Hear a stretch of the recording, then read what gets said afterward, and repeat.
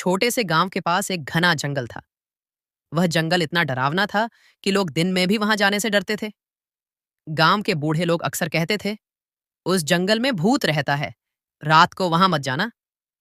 पर किसी ने उस भूत को कभी देखा नहीं था। बस कहानियां ही सुनाई देती थीं। अजीब सी आवाजें, सूखे पत्तों की चरमराहट और कभी कभी हवा में आती एक ठंडी सरसराहट। गांव में 3 अच्छे दोस्त रहते थे, अहमद, जैद और अली। एक दिन तीनों खेलने खेलते जंगल के पास जा पहुंचे। अली ने मजाक में कहा, चलो आज भूत को ढूंढते हैं। अहमद ने हंसते हुए कहा, मैं तो कहता हूं भूत वूत कुछ नहीं होता, चलो देखते हैं अंदर क्या है। तीनों ने अपनी अपनी टॉर्च ली और जंगल के अंदर चले गए। जंगल में बिल्कुल सन्नाटा था। बस उनके कदमों की आवाज और दूर से कुछ रात के पक्षियों की चीख सुनाई दे रही थी। थोड़ी देर चलने के बाद उन्हें एक पुरानी टूटी फूटी झोपड़ी दिखी। झोपड़ी के पास एक छोटा सा दीपक जल रहा था। जैद ने आश्चर्य से कहा, इतने घने जंगल में यह दीपक कौन जला सकता है? अहमद ने धीरे से झोपड़ी का दरवाजा खोला। अंदर घना अंधेरा था।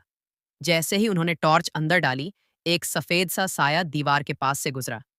अली डर के मारे चिल्लाया, ब ब भूत, और भाग गया। अहमद और जैद भी डर गए, पर अहमद ने हिम्मत दिखाई और बोला, रुको, शायद वो भूत नहीं, कुछ और हो सकता है। दोनों फिर से झोपड़ी में गए। इस बार उन्होंने देखा कि एक बूढ़ा आदमी सफेद कपड़ों में एक कोने में बैठा है। उसकी आंखों में आंसू थे। आप कौन हैं? अहमद ने पूछा। बूढ़े आदमी ने धीमे स्वर में कहा, मैं इस जंगल का पुराना रखवाला हूं। कई साल पहले लोगों ने मुझे भूत समझ लिया और भगा दिया। तब से मैं यहां अकेला रहता हूं। तीनों दोस्तों को बहुत दुख हुआ। उन्होंने उसे पानी पिलाया, बात की और वादा किया कि वे गांव में सबको सच्चाई बताएंगे। अगले दिन तीनों ने गांव वालों को पूरी कहानी सुनाई।